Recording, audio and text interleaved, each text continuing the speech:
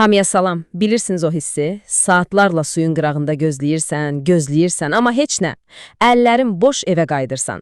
Əgər bu səhnə sizə tanış gəlirsə, deməli, tam doğru ünvandasınız. Bugün biz şans filan söhbətini bir kənara qoyuruq. Gəlin, uğursuz balıq ovunun arxasındakı o 5 əsas gizli səbəbə bir mütəxəssis gözü ilə baxaq. Hazırsınız? Başlayaq. Bir anlıq bu vəziyyəti gözünüzün önünə gətirin. Sakitcə oturmusunuz, bütün diqqətiniz, bütün ümidiniz qarmağın ucundadır. Amma vaxt keçir, heç bir tərpəniş yoxdur. Ən pisi də nədir bilirsiniz? Biraz aralıda başqa bir balıqçı arda-arda balıq çıxarır. Adam öz-özünə deyir, bu necə olur axı? Sadəcə bəxt məsələsidir, yoxsa burada bizim bilmədiyimiz nəsə bir sirr var. Əslində, məsələ heç də şansda deyil. Uğurlu balıqçı ilə uğursuz balıqçı arasındakı o böyük fərq yanaşmadadır. Baxın, biri var sadəcə oturub balığın gəlib yemi götürməsini gözləyən, bir növ möcüzəyə ümid edən biri. Bir də var ki, suyun altındakı dünyanı anlamağa çalışan, özünə sual verən biri. Bu balıq niyə və nə vaxt yemə gəlir? Bax, strategiya məhz budur.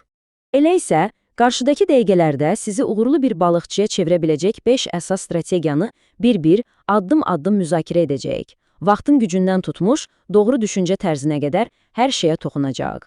Gəlin elə birincidən başlayaq. Vaxtın gücü. Çoxumuz elə bilirik ki, günün istənilən saatında gedib balıq tutmaq olar. Amma bu, bəlkə də ən böyük səhvlərdən biridir. Çünki balıqlar da eyni ilə bizim kimi, günün müəyyən saatlarında daha aktiv, müəyyən saatlarında isə daha passiv olurlar. Bax, bu cədvəl əslində hər şeyi deyir. Balıq tutmaq üçün ən ideal vaxtlar, bilirsiniz nə vaxtı? Günəşin üfüqdə alçaqda olduğu anlar. Yəni, sübh tezdən və gün batmağa yaxın. Bu qızıl saatlarda suyun temperaturu düşür, balıqlar yem axtarmaq üçün daha cəsarətli və aktiv olurlar.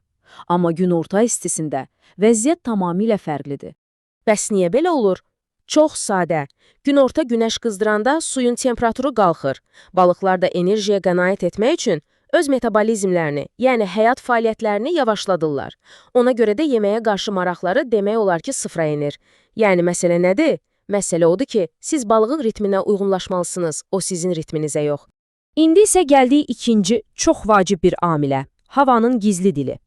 Çoxumuz hava proqnozuna ancaq görəsən yağış yağacaq ya yox deyə baxırıq, amma atmosfer təzyiqi kimi gözə görünməz bir qüvvə var ki, o balıqların davranışına birbaşa, hətta deyərdim ki, dramatik şəkildə təsir edir. İşin maraqlı tərəfi odur ki, balıqlar suyun altında bu təzyiq dəyişikliklərini birbaşa hiss edirlər. Yəni, təzyiq sabit olanda və ya yavaş-yavaş qalxanda onlar üçün hər şey əladır, aktivdirlər, qidalanırlar.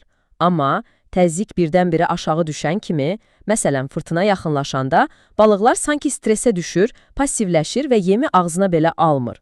Bax, bu məlumatı bilmək var ha, bu sizə digərlərindən bir addım öndə olmaq şansı verir. Həqiqətən də. Üçüncü mövzumuz isə yem seçimidir. Yəqin ki, hamımızın o, hər zaman işə yarayan, sevimli bir yemi var, elə deyil? Amma təəssüf ki, bu yanaşma bizi çox vaxt uğursuzluğa aparır. Bax, bu fikir yəqin ki, ən çox yayılan yanlışlardan biridir. Gəlin bir şeyi qəbul edək, universal, hər şəraitə uyğun bir yem mövcud deyil. Dünən sizə onlarla balıq gətirən yem bugün tamamilə faydasız ola bilər. Çünki hər balıq növünün, hər mövsümün, hətta suyun şəffaflığının belə öz qaydaları var. Deməli, düzgün yem seçmək bir növ dedektiv işidir. Özünüzə bu sualları verin. Mən hansı balığı tutmaq istəyirəm? İndi ilin hansı fəslidir? Su bulanıqdır, yoxsa şəffaf? Ən əsası, bu balıqlar normalda burada nə yeyir? Bax, bu sualların cavabı sizi doğru yemə aparacaq. Bəzən uğurla sizin aranızdakı yeganə əngəl sadəcə qarmağınızın ucundakı yem olur. Və onu dəyişmək, sözün əsl mənasında hər şey dəyişə bilər. Unutmayın. Məsələn, soyuq suda balıqlar ləng hərəkət edir. Ona görə də sürətli yemlərin dalınca düşməyəcəklər. Mühitə uyğunlaşmaq vacibdir. Bu bir seçim deyil, uğurun özüdür. Beləliklə, gəldik dördüncü və çox kritik məsələyə. Strateji məkan seçimi. Təsəvvür edin, ən bahalı avadanlığınız var, ən ideal yemi seçmisiniz, vaxt da mükəmməldir. Amma bütün bunlar, əgər balıq olmayan bir yerdən isə, tamamilə mənasızdır. Sahilə çatıb harada gəldi qarmağı atmaq, sanki meşəyə girib gözü bağlı hara gəldi güllə atmağa bənzəyir. Uğurlu balıqçılıq isə əslində bir ovçuluqdur. Siz balığın sizi tapmasını gözləmirsiniz, siz onu axtarıb tapırsınız. Yaxşı, bəs balıqlar harada gizlənir? Onlar təhlükəsizlik və qida axtarırlar.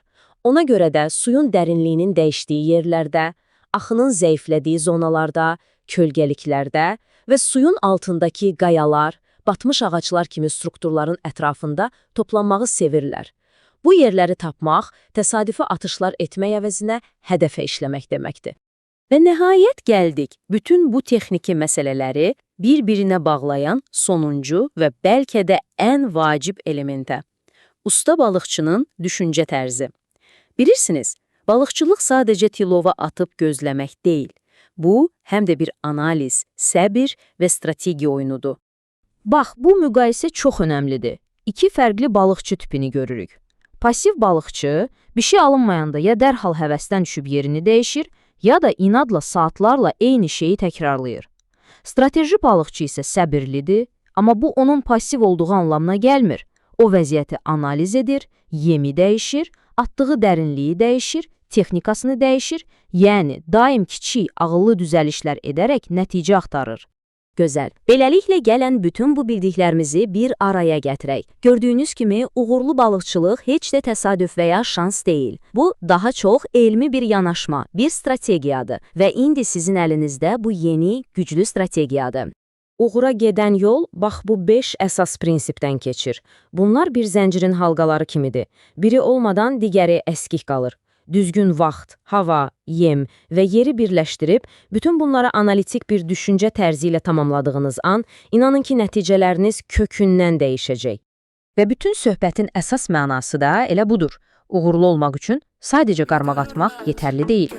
Siz təbiəti oxumağı, vəziyyəti analiz etməyi öyrənməlisiniz. Uğurlu balıqçı daima öyrənən, şəraitə uyğunlaşan və ən əsası düşünən biridir. Elə isə bu sualla sizi baş-başa buraxıram. Növbəti dəfə suyun kənarına gedəndə, siz sadəcə olaraq bəxtinizə güvənib gözləyən olacaqsınız, yoxsa ətrafı oxuyan, analiz edən bir strateg. İnanıram ki, seçiminiz artıq bəllidir. Tepede hürmet, geleceğe zemanet.